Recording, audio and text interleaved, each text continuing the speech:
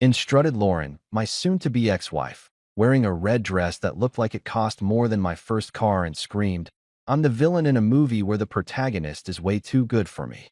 The dress hugged every curve like it was getting paid overtime, and her heels clicked on the hardwood floor with the rhythm of a ticking time bomb. Her hair was done up in one of those fancy updos that probably required a YouTube tutorial and the patience of a saint, and her makeup was flawless in that "I woke up like this, but actually spent 90 minutes on it" kind of way. Behind her, trailing like a lost puppy who'd somehow wandered into the wrong house, was Bradley. Ah yes, Bradley. The boyfriend. The side piece. The guy who once borrowed my Callaway golf clubs for a work tournament and returned them 3 months later with mysterious grass stains, a broken 9-iron, and an attitude that suggested I should be grateful he returned them at all. He was wearing a designer sweater that probably cost more than most people's rent, his hair gelled back in that douchey Wall Street way, and he had this grin plastered on his face that made him look like a discount Bond villain who'd been rejected from the audition for being too obviously evil. "Time to pay up," Bradley said, his voice dripping with the kind of smugness usually reserved for people who've never actually earned anything in their lives but think they're God's gift to humanity because they drive a leased BMW and own 3 pairs of expensive loafers. I took another sip of my cocoa, mainly because I needed something to do with my hands that didn't involve throwing said cocoa directly into Bradley's smug face. The marshmallows had melted into little white clouds, and honestly, they were having a better morning than me. Lauren stepped forward, her heels clicking with each deliberate step, and pulled out a shiny red gift bag from behind her back. You know, one of those fancy bags with tissue paper sticking out the top that makes you think you're getting something nice, like a watch or a bottle of expensive bourbon, but instead delivers soul-crushing disappointment. She handed it to me with this little smile that would have been charming if I didn't know it was attached to a woman who'd been sleeping with her work husband for the better part of a year. "Merry Christmas," she said, her voice sweet as artificial sweetener and just as fake. I set down my cocoa, reached into the bag, pushed aside the tissue paper that probably cost $5 on its own, and pulled out a manila folder. Inside were divorce papers, professionally printed, already notarized, and organized with little sticky tabs that said things like "sign here" and "initial here" in case I was too stupid to figure out where my John Hancock was supposed to go. Classy. Really classy, Lauren. Behind me, I heard my sister Jenny's voice from the kitchen, where she'd apparently been watching this whole circus unfold. "Oh, you've got to be kidding me," she muttered, loud enough for everyone to hear. She'd come over early to help with Christmas breakfast, and now she was getting dinner and a show. On Christmas? Really? That's your move? Lauren didn't even glance her way. She was too busy staring at me with those ice blue eyes, waiting for the breakdown, the begging, the dramatic scene where I fell to my knees and pleaded for another chance. Bradley stood behind her like some kind of designer-clothed bodyguard, his arms crossed, probably imagining himself as the hero of this story instead of the home-wrecking cliché he actually was. Here's the thing about being married to someone for 7 years. You learn their playbook. You memorize their moves. You know when they're bluffing, when they're serious, and when they've been planning something for months and think they're being clever about it. Lauren thought she had me cornered. She thought this was checkmate. She thought she'd orchestrated the perfect exit, timing it for maximum emotional damage, bringing her lawyer and her boyfriend as backup, probably expecting me to either explode in rage or crumble in despair. Instead, I uncapped my pen, the Mont Blanc she'd given me for our 5th anniversary, back when she still pretended to care, and signed those papers faster than she could say irreconcilable differences. I flipped through each page, initialed every sticky tab, signed the final page with a flourish that would have made John Hancock himself proud, and slid the folder back across the coffee table. The silence that followed could have cooked popcorn. You could have heard a snowflake land outside. Even the fire seemed to stop crackling for a second, like it was holding its breath waiting to see what would happen next. Lauren's confident smile faltered. Just a little. Just enough for me to notice.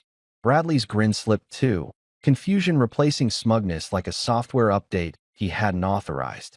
Behind them stood Mr. Trent, Lauren's lawyer, a weaselly little man in an expensive suit who probably charged $500 an hour to make people's lives miserable. He was already reaching for his briefcase, probably ready to file these papers before I could change my mind. That's when I stood up, walked over to the Christmas tree, the one I'd put up by myself because Lauren was too busy with work, and pulled out a small silver box with a red ribbon that I'd hidden behind a ridiculous porcelain angel ornament her mother had given us years ago. "Got you something too," I said, handing the box to Mr. Trent, whose confusion was almost adorable in its completeness. He opened it with the cautious movements of a man defusing a bomb, pulled out a single sheet of paper, and read it. I watched his face go through more color changes than a mood ring at a teenager's sleepover. Confusion, recognition, understanding, and finally, the pale white of someone who's just realized they're standing in the middle of a minefield wearing clown shoes. He turned to Lauren, his hands actually shaking, and whispered in a voice that somehow carried through the entire room. "You need to start begging. Now." Bradley blinked like someone had just unplugged his brain and forgotten to plug it back in. What's going on?" "Me?"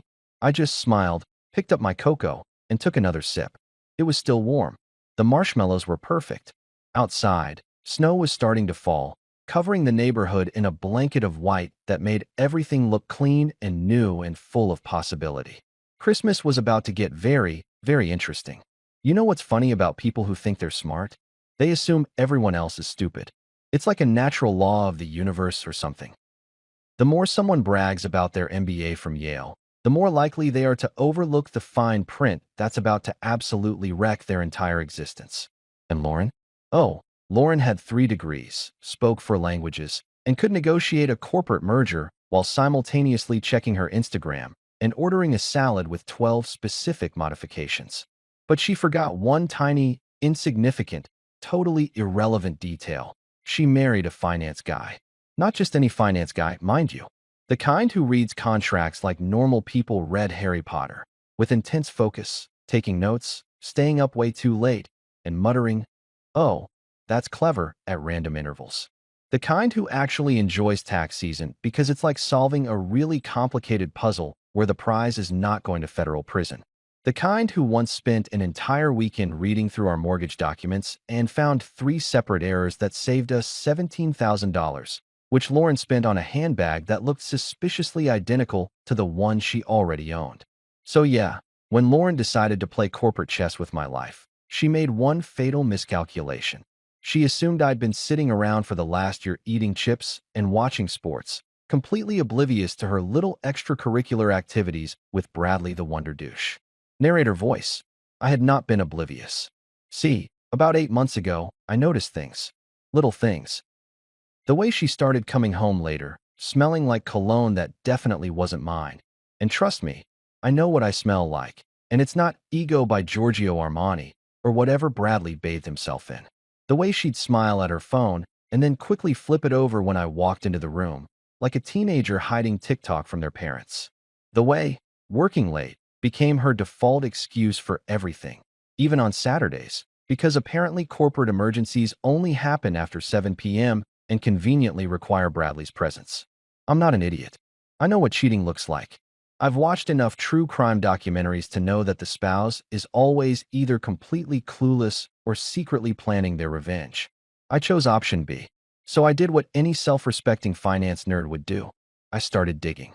Not in some creepy stalker way. I'm not hiding in bushes with binoculars like a discount private investigator. No, I went straight to the source that never lies: paperwork. Documents.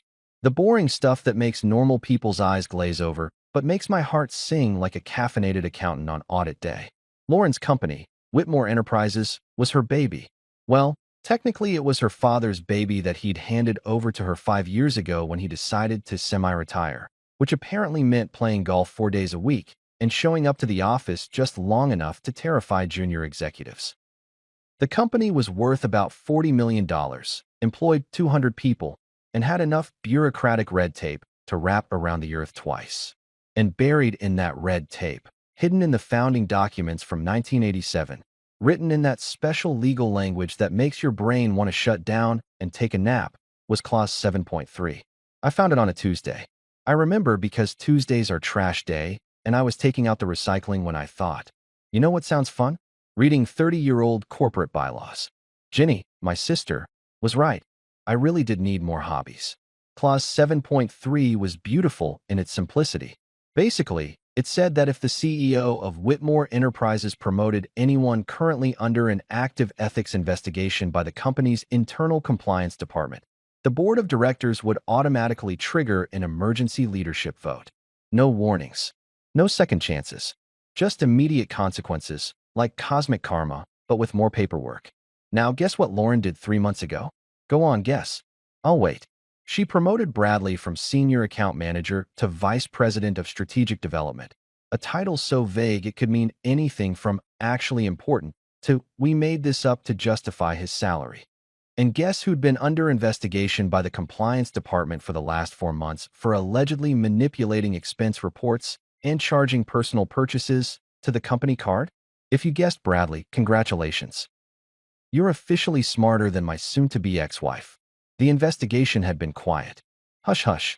The kind of thing that gets buried in internal memos and whispered about in break rooms. But it was there, documented, official, and absolutely real. Some intern in accounting had flagged suspicious charges, expensive dinners, hotel rooms, shopping sprees at stores that definitely didn't sell office supplies unless Office Depot started carrying Gucci. The compliance department had opened an investigation, and Bradley was technically still under review when Lauren decided to promote him. She thought she was being clever. She thought she could push it through before anyone noticed, hide it under the chaos of quarterly earnings and restructuring announcements. She thought she had enough power, enough control, enough daddy's money influence to make problems disappear. She thought wrong. Back in the living room, Bradley was still standing there looking like someone had just explained cryptocurrency to him, using only interpretive dance. His mouth was hanging open slightly, which wasn't a good look for him, but was extremely entertaining for me. I don't understand, he said, which honestly tracked because I don't think Bradley understood most things that didn't involve mirrors or hair gel. Let me break it down for you, I said, settling back into the couch with my cocoa. See, when you accepted that promotion from Lauren, you were still under investigation for ethics violations. Specifically, charging $17,000 worth of personal expenses to the company card over 6 months. Romantic dinners, weekend getaways, gifts for people who definitely weren't your wife. Oh wait, you're not married. Gifts for people who were definitely someone else's wife. Lauren's face had gone from confused to pale to slightly green, like a traffic light malfunctioning in slow motion. How do you? Room 407 at the Midtown Marriott was a particularly poor choice, by the way. I continued, examining my fingernails like we were discussing the weather instead of her complete professional implosion. Security cameras in the hallway, Bradley. Really high-quality ones, too. And you checked in under the company account. The company account that I, as Lauren's spouse, technically have partial access to for tax purposes. Whoops.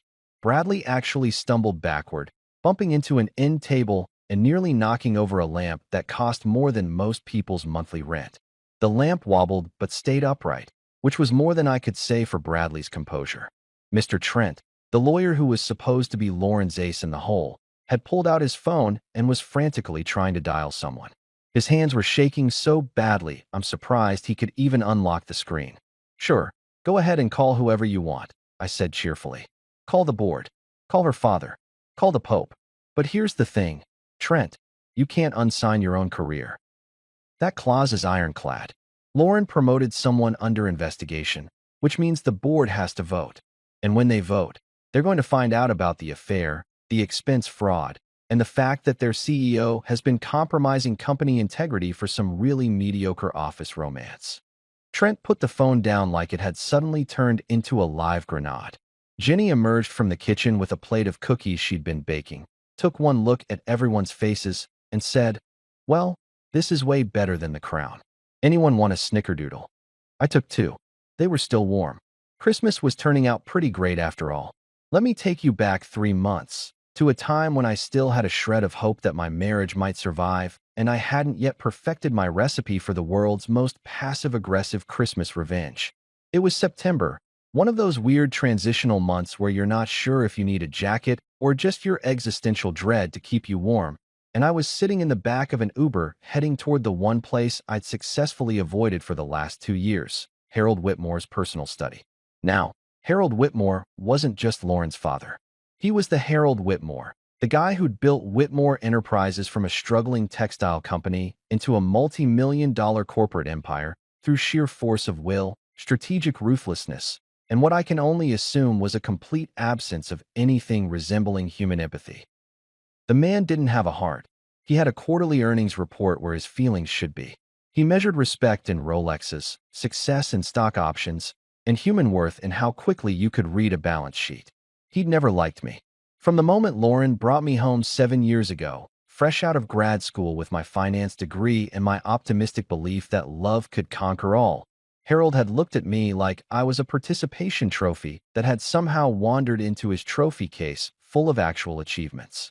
I wasn't Ivy League enough, wasn't connected enough, wasn't ruthless enough. I actually cared about things like ethics and treating people with basic human decency, which in Harold's world was roughly equivalent to showing up to a business meeting wearing a clown costume. But here's the thing about Harold. He respected order. He respected evidence. He respected anyone who did their homework and came prepared with facts instead of feelings. And boy, did I have facts. The Uber dropped me off in front of his estate in the fancy part of town, where even the trees looked expensive and judgmental. His house was one of those modern architectural nightmares that probably won awards, but looked like someone had stacked a bunch of glass boxes on top of each other and called it art. I'm pretty sure the driveway cost more than my entire college education. His assistant, Margaret, a woman in her 60s who'd been with Harold since the Reagan administration and had probably seen more corporate warfare than actual soldiers, met me at the door. She was wearing a cashmere sweater set that screamed, "I make six figures to answer phones and protect my boss from idiots." And she looked at me with the kind of expression usually reserved for unexpected house guests or jury duty summons. "Mr. Whitmore is expecting you," she said, her voice dripping with the kind of professional courtesy that really meant, "I have no idea why he agreed to see you, but here we are." She led me through a house that looked like it had been decorated by someone whose only instruction was, make it look expensive and soulless. Everything was white, black, or chrome. The art on the walls was the kind of abstract stuff that could be either worth millions or something a toddler made, and honestly, I couldn't tell the difference. We passed a dining room with a table that could seat 20, a living room with furniture that looked like it had never been sat on, and finally arrived at Harold's study. The study was different. This was where Harold actually lived. Dark wood paneling, leather chairs that had been worn in by decades of important conversations and casual brutality, and bookshelves lined with first editions and corporate history books. Behind a massive mahogany desk sat the man himself, Harold Whitmore, wearing what I can only describe as business casual for Bond villains. Expensive slacks, a cashmere sweater that probably cost more than my car payment, and reading glasses that somehow made him look more intimidating instead of grandfatherly. "Sit," he said, not looking up from whatever document he was reviewing. Not hello. Not good to see you. Just sit. Like I was a moderately well-trained dog. I sat in the leather chair across from his desk, setting my briefcase down beside me. My hands were sweating. My heart was doing that thing where it forgets how to beat at a normal rhythm and instead decides to audition for a death metal band. This was either going to be the smartest thing I'd ever done or the moment that got me completely cut out of my wife's life and possibly sued into oblivion. Harold set down his document, removed his glasses, and finally looked at me with those cold blue eyes that Lauren had inherited along with his complete inability to express normal human emotions. "You asked for this meeting. I have 12 minutes before a call with Tokyo. Make it count. No pressure or anything." I opened my briefcase and pulled out a folder. Not just any folder. A folder that represented 3 months of my life spent turning into an amateur private investigator / corporate spy / person who definitely needed better hobbies.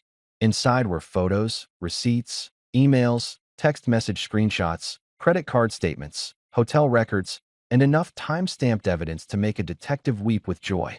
I slid it across the desk. Harold opened it without ceremony, flipped through the pages with the casual efficiency of someone reading the morning newspaper, and showed absolutely zero emotional reaction. He looked at photos of his daughter and Bradley having dinner at restaurants I couldn't afford. He read text messages that would make a romance novelist blush. He examined expense reports that showed a pattern of fraud so obvious it was almost insulting. He reviewed hotel check-in records, restaurant receipts, shopping sprees, Weekend getaways. All documented, all undeniable, all paid for with company money. When he finished, he closed the folder, set it aside, and did something I absolutely did not expect. He poured 2 glasses of whiskey from a crystal decanter that probably cost more than my annual salary. He slid one across the desk to me. "She's gotten sloppy," he said, his voice completely neutral, like we were discussing quarterly projections instead of his daughter's affair and corporate fraud. I took the whiskey because when a man like Harold Whitmore offers you a drink, you take it. The whiskey was smooth, expensive, and burned in exactly the right way. Probably 50-year-old Scotch or something equally ridiculous. "I didn't come here to destroy her," I said, which was partially true. Mostly I came here because I was out of options and Harold was the only person who had more power than Lauren in this situation. "No," Harold agreed, taking a sip of his own whiskey. "You came here because you're smart enough to know that I care more about the company than I care about family drama. You came here because you want me to fix this before it becomes a public embarrassment." He wasn't wrong. Harold stood up, walked over to an antique safe hidden behind a panel in the bookshelf. Because of course he had a hidden safe. This wasn't his first corporate intrigue rodeo, and pulled out a sealed envelope.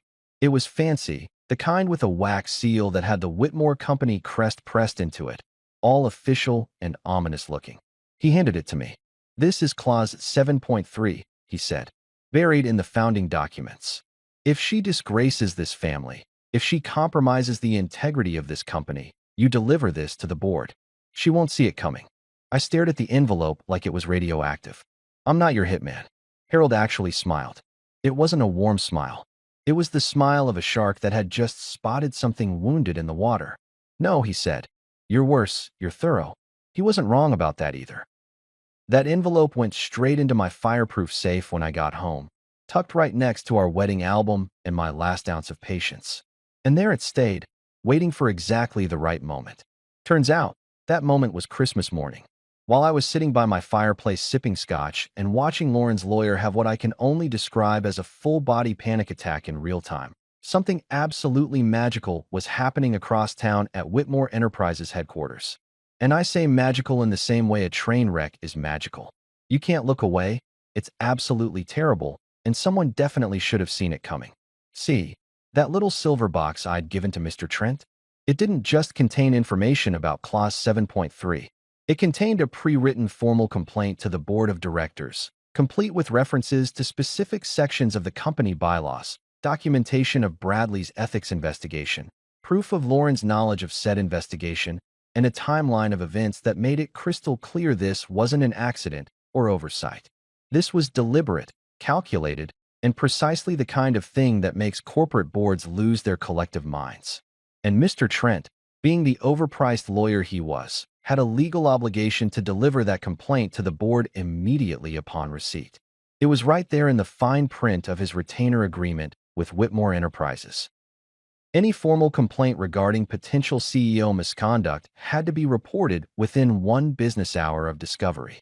Failure to do so would result in disbarment, massive fines, and probably a lengthy prison sentence for obstruction of justice or whatever lawyers go to jail for when they're bad at lawyering. So while Lauren was standing in my living room trying to figure out how her perfect divorce ambush had gone so spectacularly sideways, Mr. Trent was furiously typing on his phone, sending emergency notifications to every board member like he was trying to warn people about an incoming asteroid.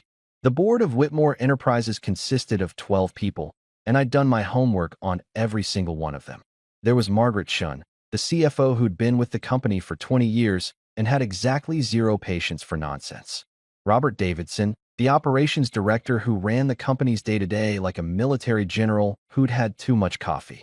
Patricia Holbrook, the head of compliance who probably woke up every morning hoping to catch someone violating policy so she could flex her bureaucratic muscles. And 9 other executives who all had one thing in common. They cared way more about the company's reputation and their own stock options than they cared about protecting Lauren's feelings. Within 30 minutes of Mr. Trent sending his emergency notifications, all 12 board members had been summoned to an emergency meeting. And because this was a potential CEO misconduct situation, the meeting had to be held immediately, on-site, with no exceptions. Company policy. Harold had written it himself back in the 90s after some scandal I was too young to remember, but had definitely read about in my deep dive through company history. Lauren, still standing in my living room looking like someone had just told her Santa wasn't real, and also he was pressing charges, received a text message.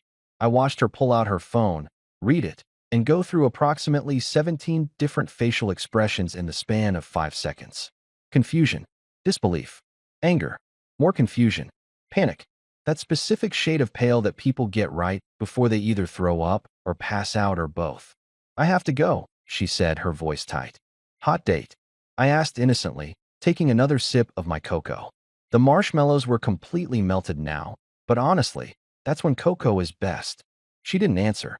She just grabbed her purse, shot Bradley a look that probably meant something like, "Fix this," or "Why are you so useless?" or possibly both, and practically sprinted out of my house in those ridiculous heels. I heard her car start in the driveway, the engine revving way harder than necessary, and then the screech of tires as she peeled out like she was auditioning for Fast and Furious, Corporate Fraud Edition. Bradley stood there for another moment, looking like a golden retriever who'd just been told he was a bad boy and didn't understand why. "Should I?" He gestured vaguely toward the door. "Oh, absolutely," I said. "You definitely want to be there for what's about to happen. Front row seats to the apocalypse, buddy. Don't want to miss it." He left too, though with significantly less urgency and way more confusion. Jenny came back into the living room, eating another cookie, and said, "You're kind of terrifying. You know that?" "I prefer thorough," I replied. What I didn't tell Jenny, or Lauren, or Bradley, or anyone, was that I'd also taken the liberty of sending Harold a heads-up text about 3 minutes before Lauren arrived that morning. Nothing detailed, just, "Merry Christmas. Check your board notifications." Harold, being Harold, had probably smiled his shark smile, canceled whatever plans he had for Christmas morning, and headed straight to the office.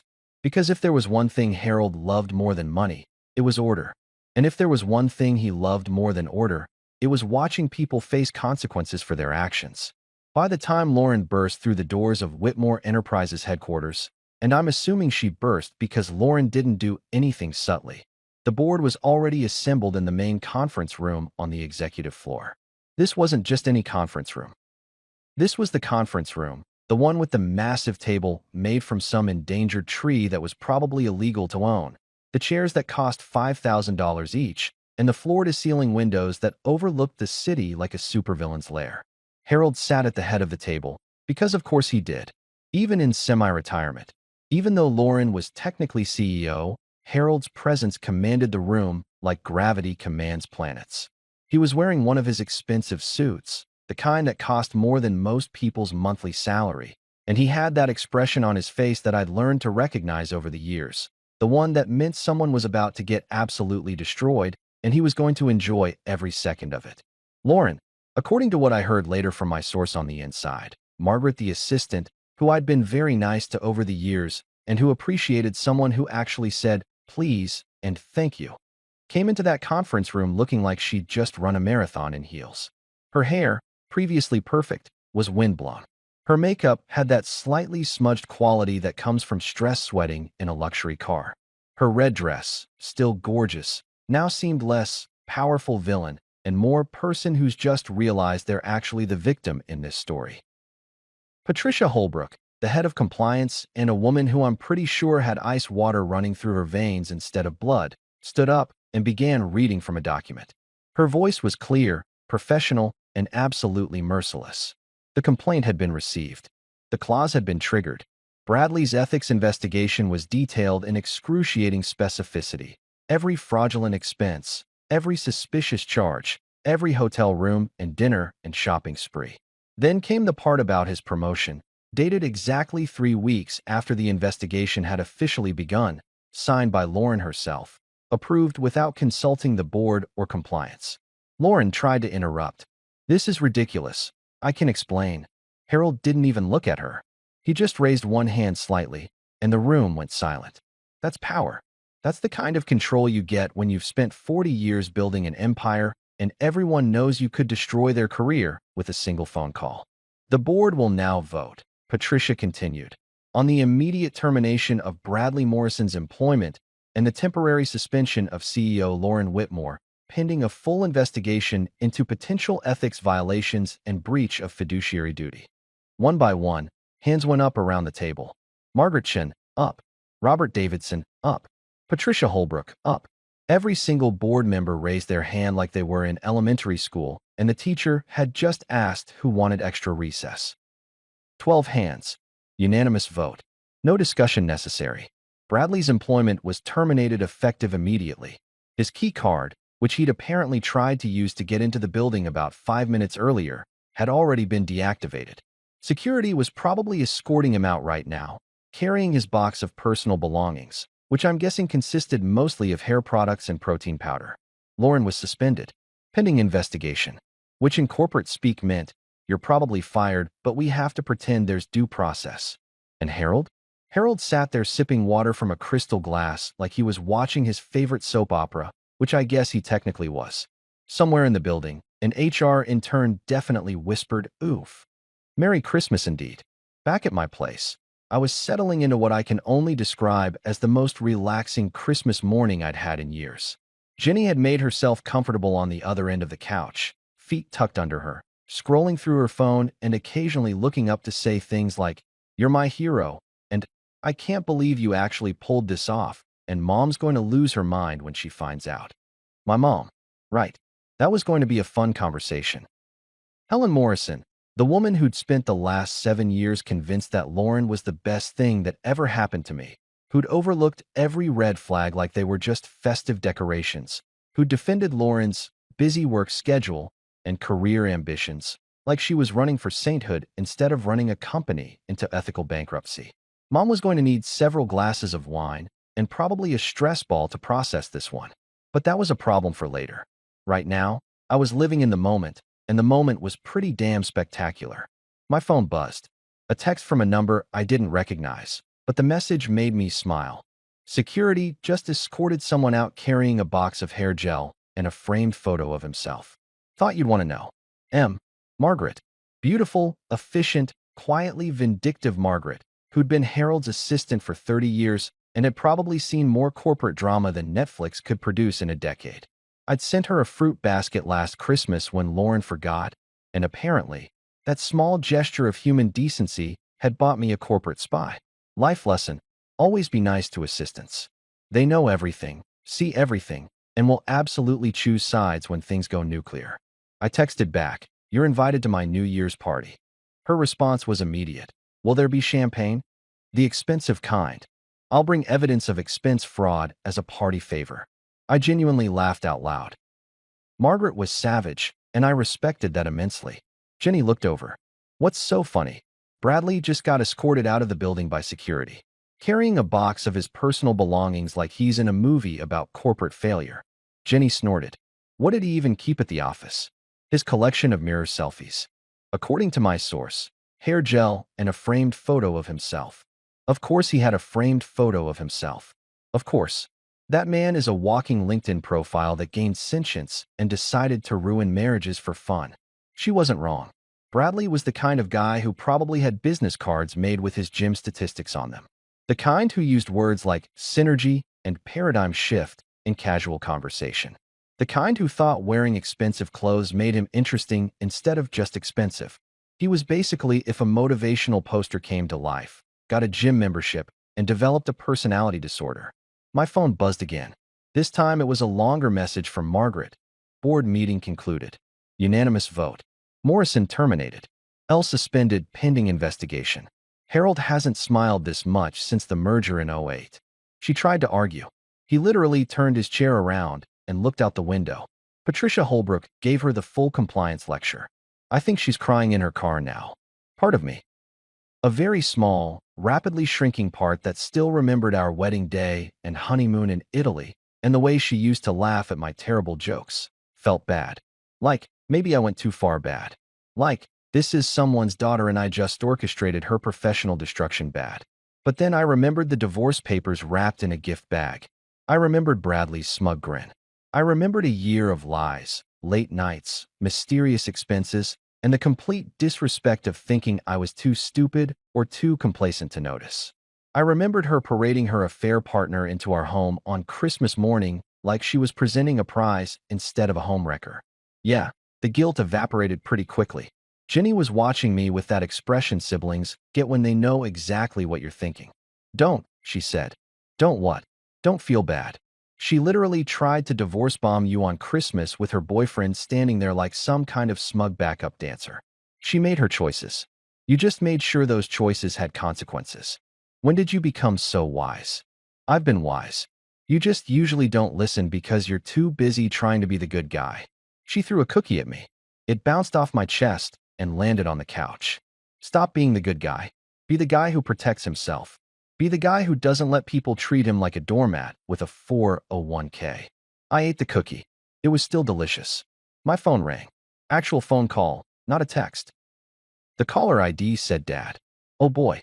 My father, Richard Morrison, the most drama-verse human being on planet Earth, a man who once left a restaurant because the couple next to us was arguing too loudly, was calling me on Christmas morning. This could only mean one thing. Word had spread. I answered. Hey, Dad. Your mother just got a call from Helen Whitmore. His voice was carefully neutral, the tone he used when he was trying very hard not to have an opinion about something that clearly required opinions. She's concerned. I bet she is. She says Lauren is very upset. Something about the board and Bradley, and you giving her lawyers some kind of document that caused problems. Problems is one way to describe corporate fraud and ethics violations, yeah. There was a long pause. Then, did you actually do what I think you did? Depends. What do you think I did? Outsmarted everyone, documented everything, and waited until exactly the right moment to blow up your wife's entire professional life as revenge for her cheating on you with her coworker. Then yes. Yes, I did. Another pause. Then, quietly, good. I nearly dropped the phone. My father, the man who once apologized to a telemarketer for wasting their time, the man who felt guilty returning items to stores even with receipts, the man who'd never said a harsh word about anyone in his entire life, just said, good, about me orchestrating someone's career destruction. Really? I asked. Son, I've watched you bend over backwards for that woman for 7 years. I've watched you compromise, accommodate, and excuse behavior that would have made me pack my bags after 6 months. I've watched her treat you like you were an accessory instead of a partner. And I've kept my mouth shut because you seemed happy, or at least content. And who was I to interfere? He took a breath. But what she did today, coming into your home with that man, on Christmas, handing you divorce papers like a party favor? That's cruel. That's intentionally cruel. So yeah, good. I'm proud of you. My throat felt tight. My eyes might have been slightly watery. Damn cookies were making me emotional. Definitely the cookies. Thanks, Dad. Your mother wants to know if you're coming to dinner. Is she going to yell at me? Probably. But I'll make sure there's extra pie. I'll be there. We hung up. Jenny was looking at me with that knowing expression again. Dad's on your side? Dad's on my side. Miracles really do happen on Christmas. Outside, snow continued to fall. My phone kept buzzing with texts from people I hadn't heard from in months. Apparently news of Lauren's boardroom spectacular had spread faster than holiday gossip at a family reunion. My cocoa was cold now, but I didn't care. For the first time in a year, I felt like I could actually breathe. There's something poetic about watching someone realize they've been outmaneuvered, and by poetic, I mean the kind of schadenfreude-filled poetry that would make Shakespeare stand up and slow clap from beyond the grave. That night, around 9 p.m., I was sitting in my home office. Well, my home, my office, legally and officially mine in every possible way. Working on absolutely nothing important, but pretending to be busy because it made me feel productive. I had a glass of whiskey that was probably too expensive for a Tuesday night, some jazz playing softly in the background because apparently I'd become that guy, and my laptop open to a spreadsheet that I was definitely not actually reading. That's when I heard it. The sound of a car pulling up to the gate, then stopping, then the electronic beep of someone entering a code, then silence, then another beep, more silence, then a series of increasingly frantic beeps that sounded like someone was playing a very stressful game of electronic Simon Says and losing badly. I walked over to the window, careful to stay back far enough that I wouldn't be immediately visible, and looked down at the driveway. Lauren's Mercedes was sitting at the gate, headlights cutting through the darkness, and I could see her silhouette in the driver's seat jabbing at the keypad like it had personally insulted her family.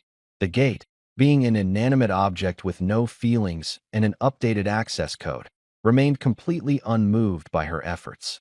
Jenny, who decided to crash at my place for a few days because apparently my life had become more entertaining than cable television, appeared next to me with a bowl of popcorn. Actual popcorn. She'd made popcorn specifically for this moment. Is that? She started. Yep. And the code. Changed it this morning. Right after I changed the locks. You're my hero. You know that, right? We watched as Lauren got out of her car, slammed the door with enough force to probably dent it, and marched up to the gate in those ridiculous heels she always wore even though our driveway was gravel and completely inappropriate for stilettos. She grabbed the bars of the gate and shook them like she was in a Victorian prison drama, which honestly wasn't that far off from reality at this point. Then she started honking. Not short, polite honks. Long, aggressive, I'm having a complete meltdown honks that probably woke up every neighbor within a 3-block radius.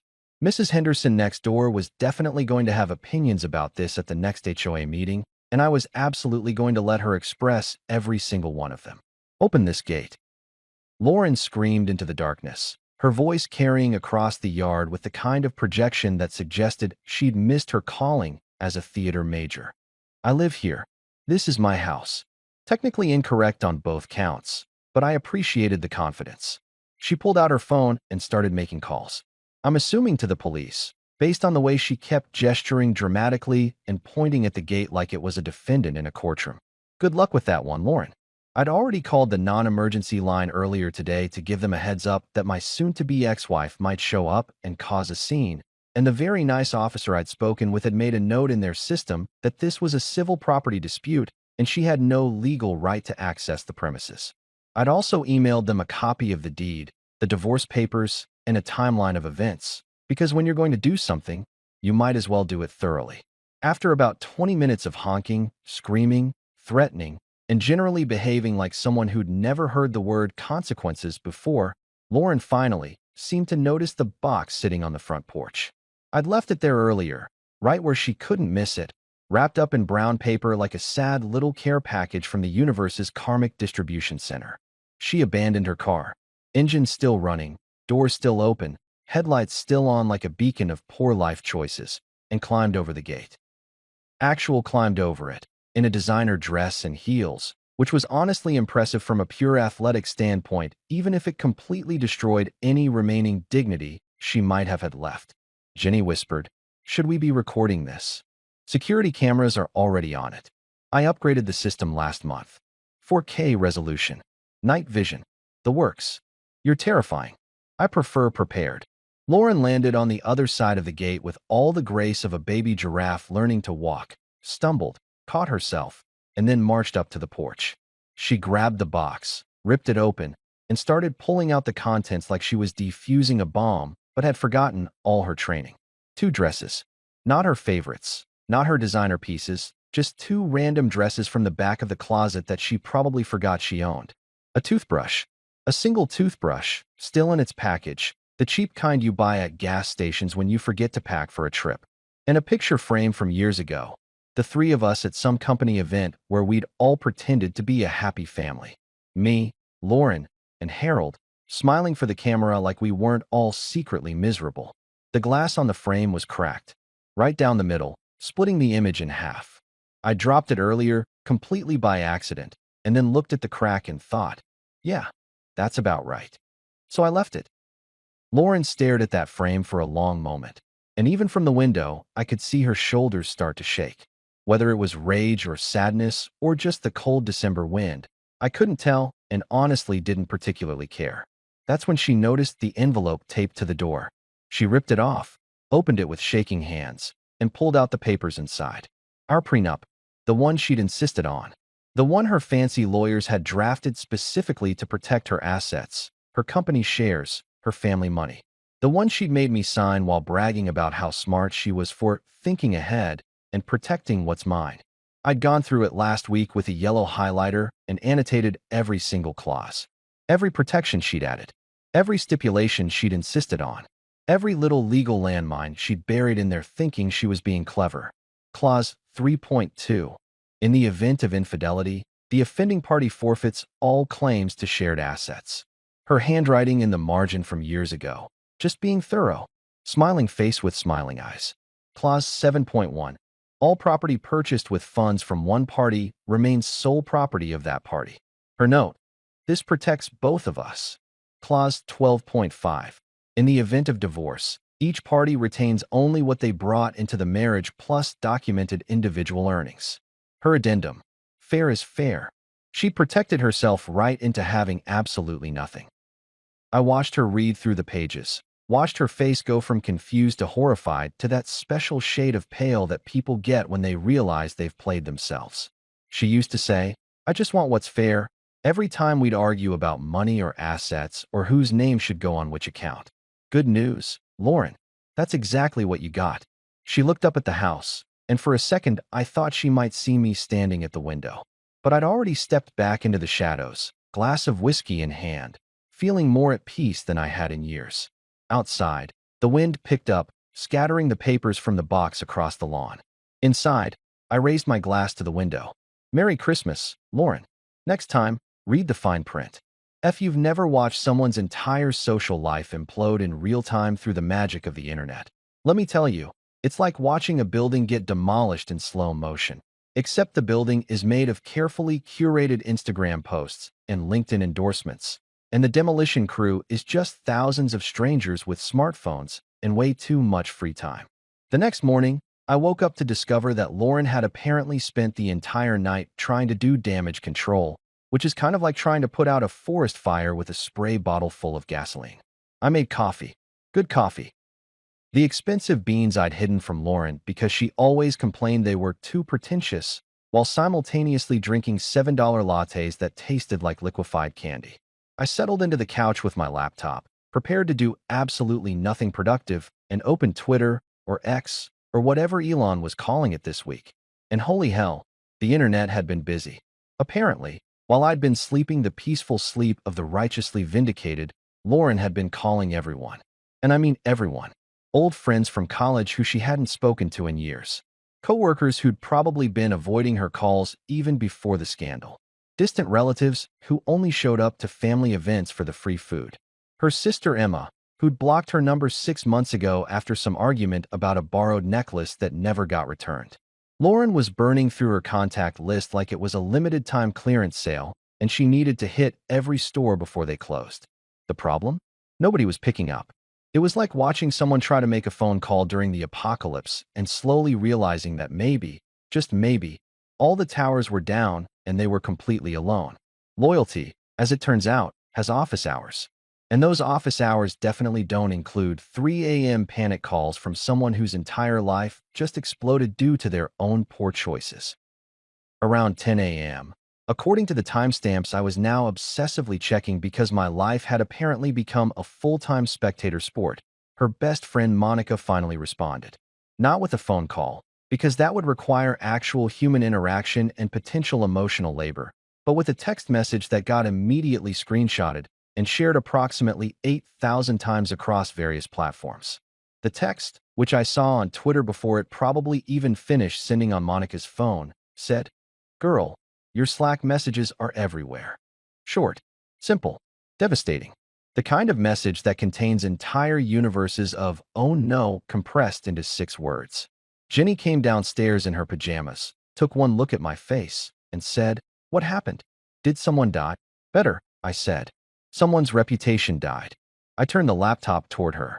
She read for approximately 15 seconds before her mouth fell open in a way that would have been comical if it wasn't attached to pure, unfiltered shock. "Oh my God. Oh my God. Are these real?" Every single one. See, those private Slack messages that Lauren had been having with Bradley for months? The ones where they'd been coordinating their affair, planning their future, and generally behaving like teenagers who'd just discovered texting? Yeah, those weren't so private anymore. Someone, and I'm not saying who, and I'm definitely not saying I had anything to do with it, because I absolutely didn't, had leaked the entire conversation history. Every message, every emoji, every "can't wait to see you" face blowing a kiss, and "thinking about last night" fire, and my personal favorite, the messages where she'd referred to me as the old furniture that she was ready to donate to Goodwill. But wait, there's more. Because Lauren wasn't just your garden variety cheater. No, she was an ambitious, strategic, remarkably stupid cheater who'd also been discussing financial plans with Bradley. Specifically, plans for how she was going to gut the estate and leave me with nothing. Her words. Actual direct quote. She'd typed them out in Slack, probably thinking the messages would disappear or no one would ever see them, forgetting that the internet is forever and IT departments exist. There were messages about hiding assets, messages about manipulating the divorce settlement, messages about how she'd already talked to lawyers about making sure I'd be too broke to fight back, messages about selling property that she didn't actually own, messages where she called me pathetic for not noticing the affair sooner, messages where she and Bradley literally laughed about how clueless I was. The internet was having an absolute field day. Twitter threads were being written that rivaled doctoral dissertations in length and detail. Reddit had at least 4 different threads going with titles like Corporate CEO Caught Cheating and Committing Fraud, and the most satisfying divorce revenge story you'll read today. TikTok influencers were making reaction videos where they read the messages out loud with increasingly dramatic gasps. Someone had already made a Spotify playlist called Songs for When Your Wife Calls You Old Furniture, and it was trending. Her PR team, the expensive one she'd hired after becoming CEO, the one that cost more per month than most people's mortgages, quit. Not quietly, not professionally. They released a statement that basically said, "We cannot and will not represent someone whose actions are indefensible, and also she hasn't paid our last invoice." Classy, accurate, devastating. Her investors, the ones who'd poured millions into Whitmore Enterprises based on her reputation and leadership, started fleeing like rats from a sinking ship. Except in this case, the ship wasn't sinking due to an iceberg. It was sinking because the captain had deliberately drilled holes in the hull while texting her boyfriend about it on company Slack. By noon, 3 major investors had publicly announced they were withdrawing their support. By 2 p.m., that number had jumped to 7. By evening, her company's stock had dropped 23% and was in free fall. The business news networks were covering it like it was the financial scandal of the decade. CNBC had a segment titled, "When CEOs Go Bad." A cautionary tale. Bloomberg wrote an editorial about corporate governance and ethical leadership. Forbes published an article analyzing how quickly a reputation can be destroyed in the digital age, using Lauren as their primary case study. And the comments. Oh God, the comments. Thousands upon thousands of people who'd never met Lauren, never heard of Whitmore Enterprises, didn't care about corporate drama, were all suddenly united in their absolute fascination with watching a privileged CEO get exactly what she deserved. Play stupid games, win stupid prizes appeared at least 400 times across various platforms. Gaslight, gatekeep, girlboss failed became a trending hashtag. Someone made a meme using that photo of the woman yelling at the cat, except they'd photoshopped Lauren's face on the woman and mine on the cat, with captions about prenups and fine print. My personal favorite comment, which had been liked over 50,000 times on Twitter, said, "Imagine calling your husband old furniture and then finding out he's actually a chess grandmaster and you've been playing checkers this whole time." Jenny looked up from her phone, where she'd been scrolling through the carnage with the kind of intensity usually reserved for binge-watching murder documentaries. "Did you leak this?" "Nope." "Did you have someone else leak it?" "Also nope. But you knew it would leak." I took a sip of my coffee. I didn't stop it from leaking. That's not the same thing as making it leak. That's some serious mental gymnastics right there. I prefer to call it passive archiving. I'm simply allowing information to exist in its natural state. Can I help it if that natural state is extremely public and embarrassing for certain people who should have been more careful about what they typed in allegedly private chat rooms? You're genuinely terrifying, and I mean that as the highest compliment. Thank you. Around 4 p.m., Lauren posted something on her own social media. A Notes app screenshot. The universal white flag of people whose lives are falling apart online. It said something about misunderstandings and taken out of context and my truth, and a bunch of other phrases that mean absolutely nothing but sound vaguely sympathetic. The internet's response. Girl, we have the screenshots. All the screenshots. By evening, that post had been deleted. Her Twitter account went private. Her Instagram disappeared entirely. Her LinkedIn, the last bastion of professional respectability, showed her status as between opportunities, which is corporate speak for unemployed and unemployable. I didn't leak anything. I swear. I just didn't stop the leak. And really, is there a difference? That's not petty. That's passive archiving. And honestly, the internet was doing God's work. You know you've really screwed up your life when even your lawyer, the person you're literally paying hundreds of dollars an hour to defend you no matter what, decides that association with you is more damaging than the income you provide. That's the legal equivalent of a doctor taking one look at your symptoms and saying, "Yeah, I'm going to refer you to someone else because whatever you've got going on is above my pay grade and possibly contagious." 3 days after the great Slack message apocalypse, Lauren's fancy attorney finally made contact. Quentin Pierce, the guy whose name sounded like a character from a legal thriller, who wears suspenders and says things like "objection, Your Honor" in a really dramatic voice. He was one of those lawyers who had his own Wikipedia page, graduated from Harvard Law, and charged more per hour than most people make in a week. His office was in one of those glass skyscrapers downtown that looked like it was designed by someone who'd never heard of the concept of warmth or making people feel comfortable. Lauren had hired him 6 months ago, back when she was still convinced she was the smartest person in every room and thought having an expensive lawyer was the same as having an unbeatable legal strategy. She'd bragged about him at dinner parties. "Quentin Pierce is representing me," she'd say, dropping his name like it was supposed to make people bow down or something. "He's never lost a divorce case. Never." Well, Quentin, buddy, there's a first time for everything. I wasn't there for the phone call, obviously, but Jenny had a friend who worked at Quentin's firm, because apparently the universe had decided that my sister was now my personal intelligence network, and the details that filtered back to me were absolutely delicious. Better than the Italian food we'd ordered for lunch. Better than the bourbon I was sipping. Better than literally anything I'd watched on Netflix in the past year. According to the rumor mill, which I was choosing to believe because it was too perfect not to be true, Quentin called Lauren on a Wednesday afternoon. She'd been holed up in some budget hotel, not even a nice hotel, which must have killed her, probably living off room service and denial. She answered on the first ring, probably desperate for any communication from anyone who wasn't actively mocking her on the internet. "Lauren," he'd said, his voice carrying that particular tone of professional detachment that doctors use when they're about to deliver really bad news. "I'm withdrawing as your counsel." Lauren, according to my sister's friend's friend who was absolutely eavesdropping, and God bless them for it, laughed. Actually laughed. Like she thought it was a joke. Like Quentin Pierce, Harvard Law graduate and professional hardass, was suddenly developing a sense of humor in the middle of the biggest case of her life. "On what grounds?" she'd asked, still chuckling, probably thinking she had some kind of leverage, or that her family name still meant something, or that money could fix this particular problem. Quentin's response was immediate, cold, and absolutely perfect. Existence. Just that. One word. Existence. The legal equivalent of "I can't" even compressed into a single devastating syllable. The laughter stopped. Jenny's source said you could hear the exact moment Lauren realized he wasn't joking.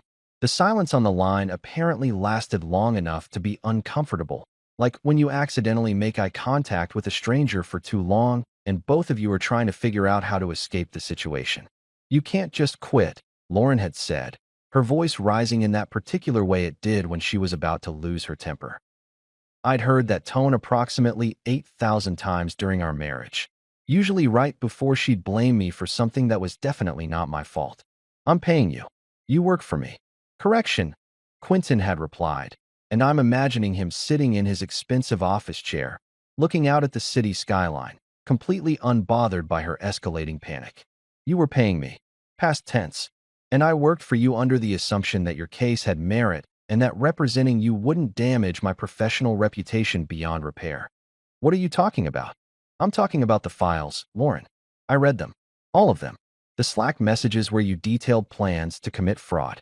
The expense reports showing misappropriation of company funds. The emails discussing asset concealment. The text messages proving premeditated infidelity and conspiracy to deprive your spouse of marital assets." Should I continue? More silence. The kind of silence that probably echoed. "I can explain." "You can't," Quentin interrupted. And here's the thing that you don't seem to understand. Despite having 3 college degrees and allegedly being a business genius, you didn't lose to him. You lost to yourself. That line right there, that was the chef's kiss of this entire conversation. The moment where a man who'd spent his entire career defending morally questionable people in divorce proceedings looked at Lauren's case and said, "Nope, this one's too far even for me." Jenny's source said that Quentin had then mentioned me, or more specifically, mentioned my lawyer. "Your husband hired Elias Finch," he'd said, and apparently there was something in his voice that suggested this was very bad news. Now, I hadn't actually told anyone except Jenny about Elias Finch yet, mainly because I'd only officially hired him 2 days ago, and partly because I was enjoying keeping that particular card close to my chest. But Elias Finch had a reputation in legal circles the same way that great white sharks have a reputation in the ocean. People knew his name. People feared his name. People told stories about his cases the way sailors tell stories about sea monsters. His nickname in the legal world, and I absolutely loved this, was the guillotine. Not because he was French, not because he was particularly violent, but because when Elias Finch took a case, heads rolled. Metaphorically speaking, he specialized in high-stakes divorces where one party had significantly wronged the other, and his win rate was something like 94%. The other 6% had settled out of court for terms so favorable to his clients that they might as well have been wins too. He was expensive. Not Quentin Pierce expensive, but you need to really want revenge to afford this expensive. He drove a Tesla, wore suits that cost more than used cars, and had an office that looked like it belonged in a movie about corporate takeovers. He also had a policy of only taking cases where he believed his client had been genuinely wronged, which meant that if Elias Finch agreed to represent you, it was basically a stamp of approval that said, "Yes, you are the victim here and your spouse is definitely the villain." I'd met with him last Monday. Walked into his office with 3 bankers' boxes full of documentation. The prenup, the Slack messages, financial records, emails, text messages, photos, receipts, and about 40 other pieces of evidence that painted a very clear picture of exactly what kind of person Lauren was and exactly what she'd been doing for the past year. Elias had spent 2 hours reviewing everything. Didn't say much. Just read, made notes, occasionally raised his eyebrows or made small sounds of interest. When he finished, he looked up at me with these sharp gray eyes and said, "This is the most well-documented case of marital fraud I've seen in 15 years. When do we start?" That was it. No moral hemming and hawing. No, "Are you sure you want to go this route?" No attempts to encourage reconciliation or meditation or any of that therapeutic nonsense that some lawyers try to push. Just pure, professional acknowledgement that Lauren had screwed up spectacularly and I had the receipts to prove it. Back to the phone call. Quentin had apparently told Lauren, "Elias Finch doesn't lose. More importantly, he doesn't take cases unless he's absolutely certain his client is in the right." The fact that he's representing your husband tells me everything I need to know about the merits of your position. So what am I supposed to do? Lauren had asked, and Jenny's source said she sounded like she was crying. Actually crying. The woman who never cried at movies, who called emotional displays unprofessional, who'd once told me that crying was manipulative weakness. That woman was apparently sobbing on the phone with her soon-to-be former lawyer.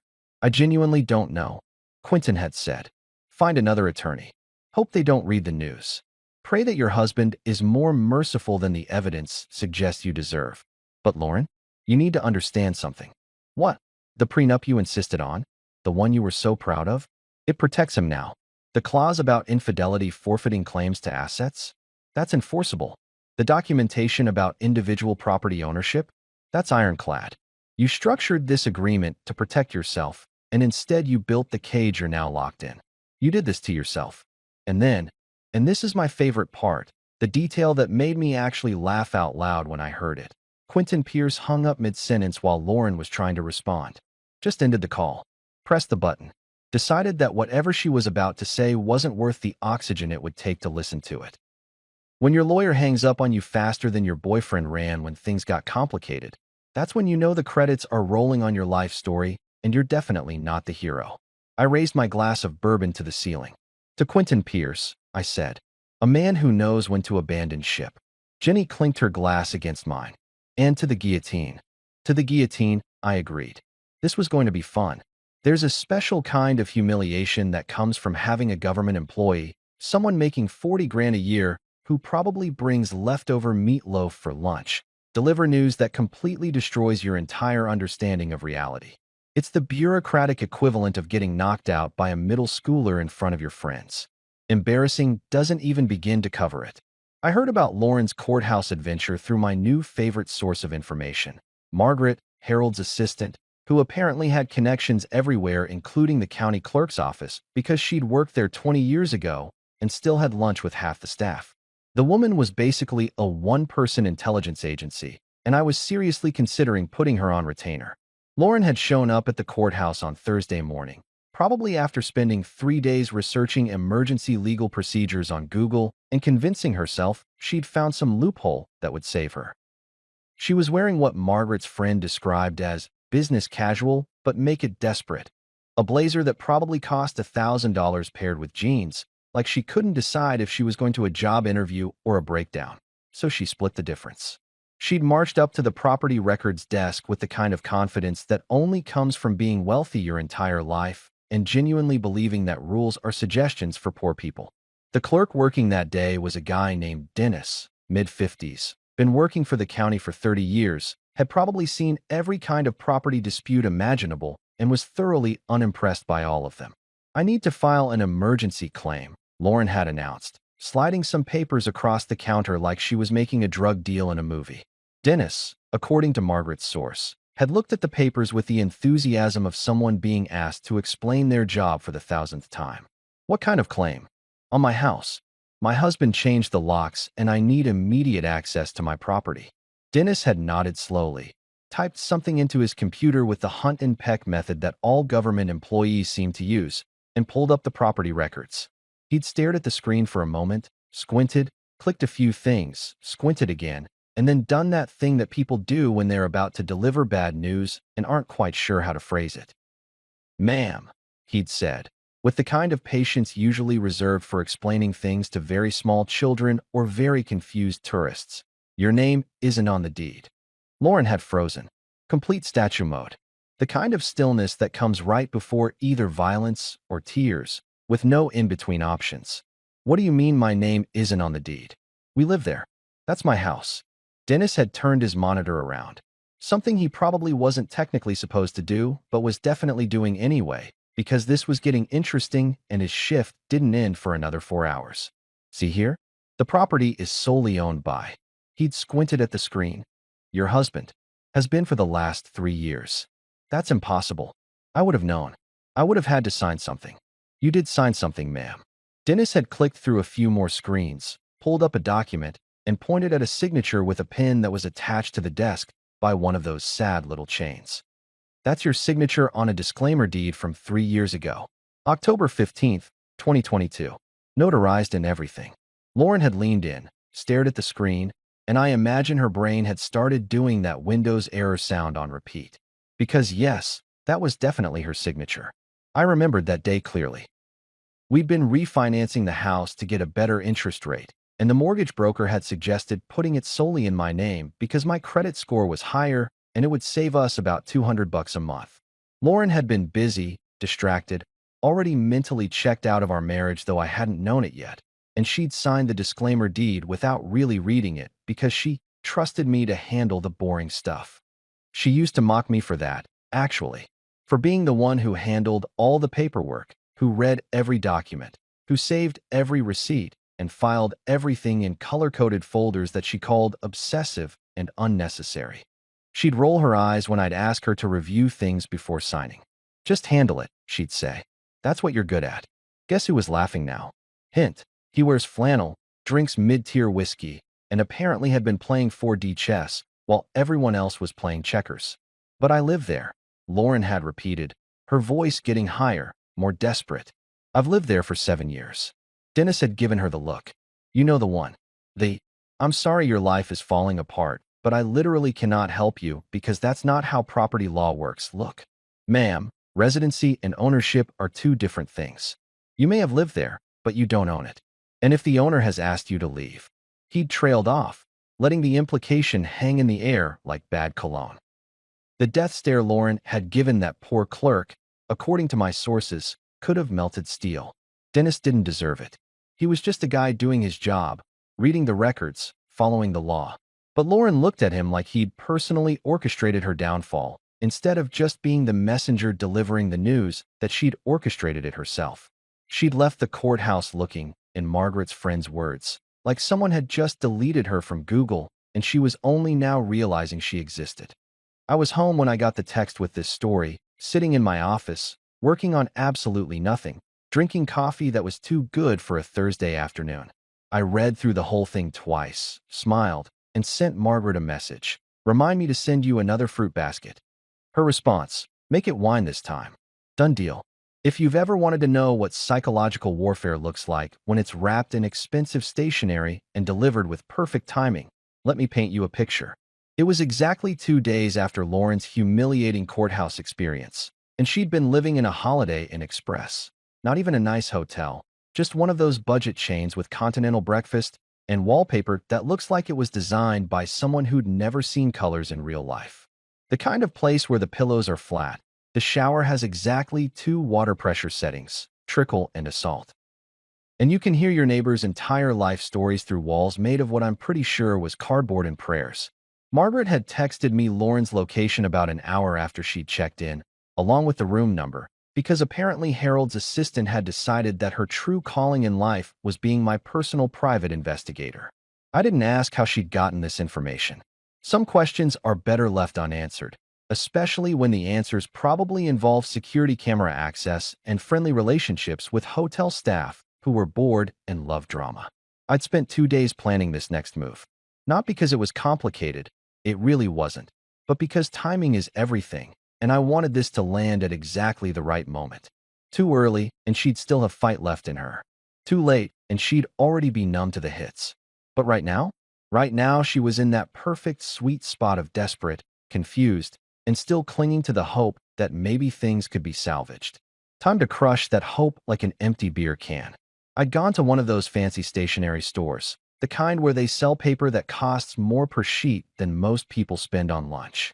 The kind of place where everything is in cursive and the employees look at you like you're personally offending them by touching things with your peasant hands. I'd bought a deep green envelope. Not Christmas green, but that rich, expensive-looking forest green that screamed important correspondence from people who matter. I'd also bought a matching card with creamy white cardstock that probably cost $15 and felt like it was made from angel wings and the tears of pretentious poets. Then I'd gone home and gotten creative.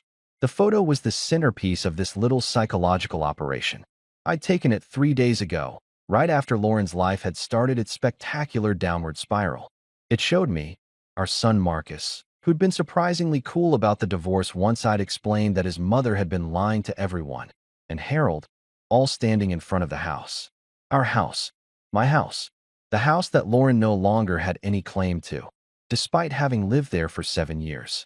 We were smiling. Real smiles, not those fake say cheese smiles that people do for obligatory family photos. Marcus was in the middle, wearing his college hoodie, looking happy in that way that kids look when their parents aren't forcing them to pretend everything is fine. Harold was on his right, wearing one of his expensive cashmere sweaters, looking more relaxed than I'd seen him in years. And I was on Marcus's left, casual in jeans and a flannel shirt, holding a cup of coffee and genuinely enjoying the moment. It looked like a Christmas card. It looked like family. It looked like everything Lauren had thrown away.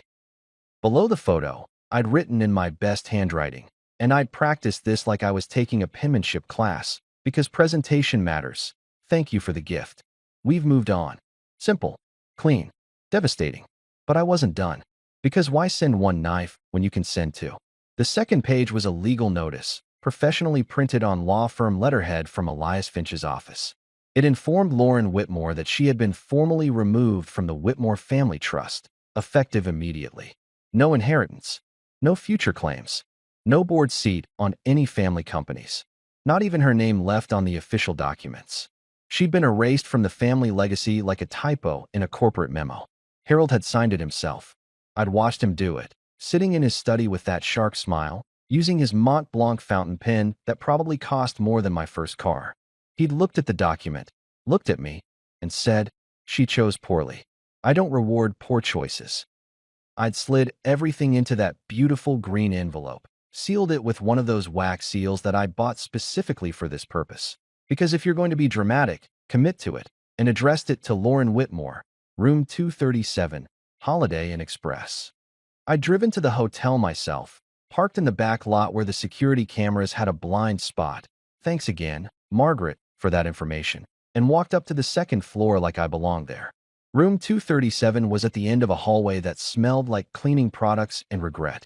I could hear a TV playing in one of the nearby rooms, some talk show with a laugh track that sounded canned and desperate. Lauren's room was quiet. Either she was out, or she was inside having an existential crisis. Either way worked for me. I'd knelt down, slid the envelope under her door with the care of someone delivering something precious, and then walked away. Didn't wait around. Didn't knock. Didn't make it dramatic. Just delivered the message and left. Because sometimes the scariest thing isn't the monster jumping out at you. It's finding something terrible waiting for you when you least expect it. According to Margaret, who apparently had sources everywhere, including possibly the FBI, Lauren had returned to her room about 20 minutes later. She'd been carrying takeout from whatever sad restaurant was nearby that delivered to hotels. Probably something depressing like lo mein that had gotten cold during transport, eaten with plastic forks while sitting on a bed that sagged in the middle. She'd almost stepped on the envelope, literally almost walked right past it. But that green color caught her eye, because expensive stationery has a way of demanding attention even when you're exhausted and defeated and possibly contemplating whether wine for dinner counts as a meal. Margaret's source said Lauren had picked it up like it might explode, which honestly wasn't that far off from reality. Psychological explosions count as explosions. She'd opened it standing in the doorway, probably because some part of her brain knew that whatever was inside wasn't going to be good news, and she wanted the option to flee. The photo apparently hit her first. Me, Marcus, Harold, smiling in front of the house. The house she used to think of as hers. The family she used to be part of. The life she'd gambled away on an affair with a guy whose greatest accomplishment was having really good hair. Then she'd read the message. Thank you for the gift. We've moved on. Then the legal notice. Removed from the family trust. Inheritance gone. Board seat gone. Everything that came with the Whitmore name, gone. Margaret's source, who I was starting to think might actually be the hotel's cleaning staff, because how else would they know this, said Lauren had stood there for a full minute just staring at the papers. Not crying. Not screaming. Just staring, like her brain was buffering and couldn't quite process what she was seeing. Then she'd gone into her room and closed the door. The source couldn't tell me what happened after that, but honestly, I didn't need to know. The silence was louder than any reaction could have been. Back at home, I was settling into the couch with a glass of wine. The good stuff from Harold's private collection that he'd given me as a welcome to the family, the actual family gift, when my phone buzzed. A text from Harold. Document delivered and received. Well played.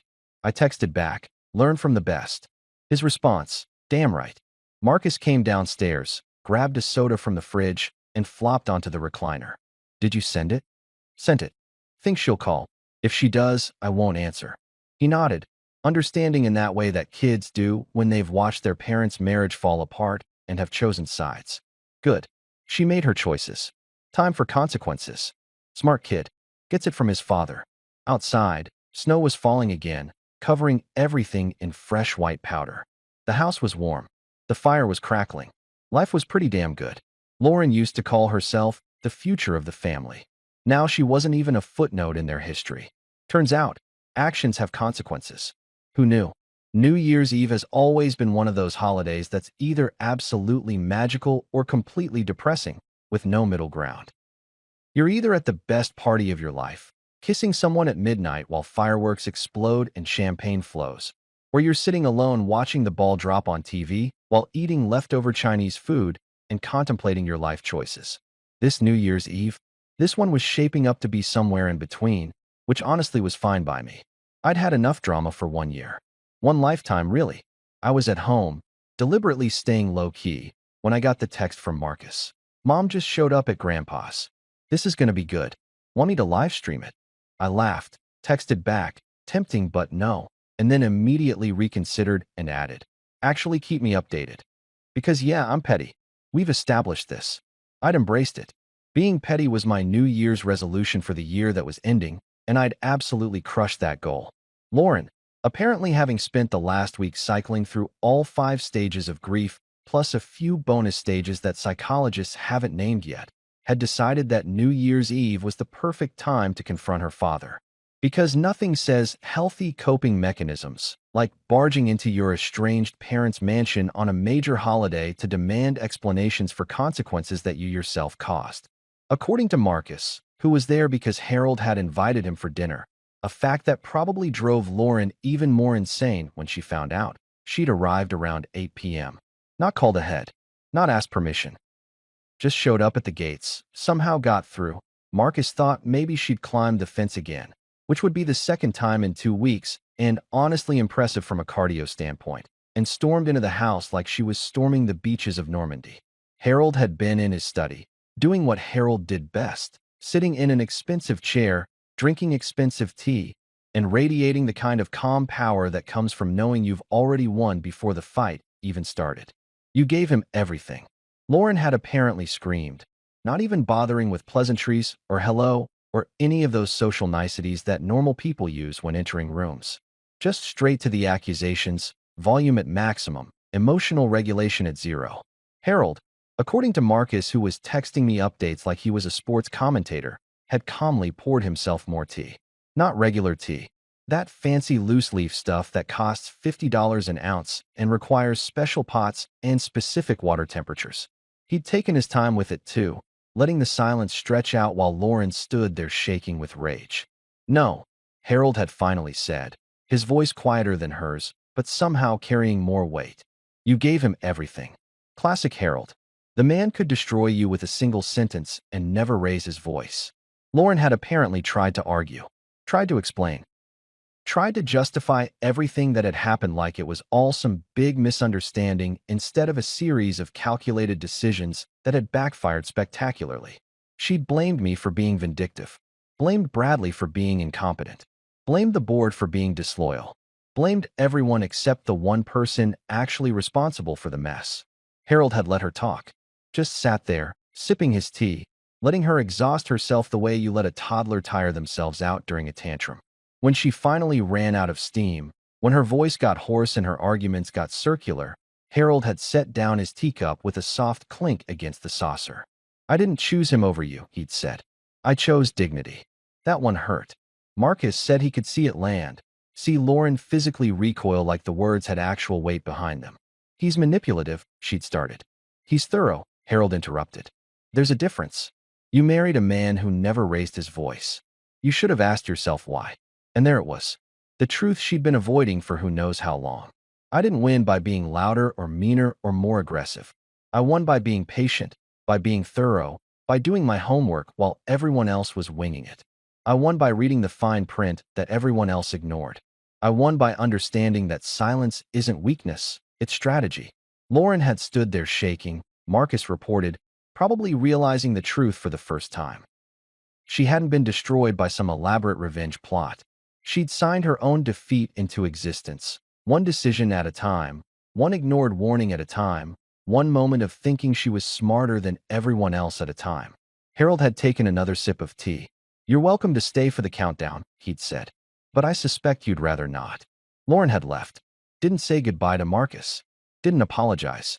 Just turned and walked out of that mansion for what was probably the last time, her heels clicking on marble floors that echoed with finality. Marcus texted, she's gone. Grandpa says Happy New Year, and also he's investing in your business idea. I smiled. Harold and I had talked about a consulting firm I'd been considering. Apparently corporate warfare looked good on my resume. As midnight approached, I stood by the window with a glass of whiskey, the expensive kind now, because I could afford it, and watched fireworks start to explode across the city skyline. Somewhere out there, Lauren was probably alone, probably devastated, probably finally understanding what she'd lost. I raised my glass to the window. Merry Christmas, Lauren, I said quietly to the night. And Happy New Year. Next time, read the fine print. The fireworks exploded in showers of gold and silver. My phone buzzed. Jenny, Happy New Year, you magnificent bastard. Marcus, fireworks, New Year, new life, old furniture is thriving. Harold, Well played. See you Monday to discuss business. I smiled, took the final sip of whiskey, and watched the old year burn away in brilliant light. Turns out, sometimes the good guy does win. He just has to be willing to read the contract first.